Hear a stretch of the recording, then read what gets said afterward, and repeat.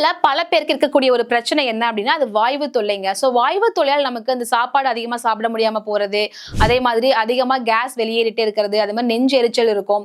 இன்னும் சில பேருக்கு பார்த்தீங்கன்னா வயிறு உப்பசமா இருக்கும். இந்த மாதிரி பல பிரச்சனைகள் ஏற்படும். ஸோ இதுக்காக அவங்க நிறைய மருந்து மாத்திரைகள் சாப்பிடுவாங்க. ஆனா அதுக்கான ரிசல்ட் கண்டிப்பா தெரியாது. ஆனா நம்மளுடைய வாய்வு சூரணம் நீங்க பயன்படுத்திட்டு வந்தீங்க அப்படின்னா கண்டிப்பா இந்த பிரச்சனைகள் எல்லாமே ரெடியூஸ் ஆகுங்க. ஏன்னா இதுல கலந்திருக்கக்கூடிய மூலப்பொருட்கள் எல்லாமே நம்ம வீட்டுல இயற்கையா பயன்படுத்தக்கூடிய மூலப்பொருட்கள் தாங்க.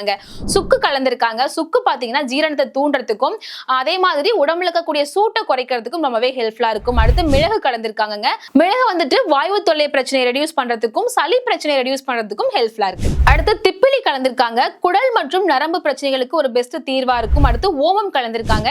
ஓமம் வந்து வயிற்று வலியை குறைக்கிறதுக்கும் ஜீரண கோளாறுகளை சரி பண்றதுக்கும் ஹெல்ப்ஃபுல்லா இருக்கும். அடுத்து ஜீரகம் கலந்திருக்காங்க. அஜீரண தொல்லைக்கும் வாய்வு தொல்லைக்கும் ரொம்பவே ஹெல்ப்ஃபுல்லா இருக்கும். அடுத்து இந்துப்பு கலந்திருக்காங்க. இந்துப்பு பாத்தீங்கன்னா இயற்கையாவே சீக்கிரமா ஜீரணிக்கக்கூடிய ஒரு இயற்கையான உப்பு அப்படின்னு சொல்லலாம். அடுத்து கருஞ்சீரகம் குடலை சுத்தப்படுத்துறதுக்கும் மலச்சிக்கலை குறைக்கிறதுக்கும் ஹெல்ப்ஃபுல்லா இருக்கும். அடுத்து பெருங்காயம் கலந்திருக்காங்க.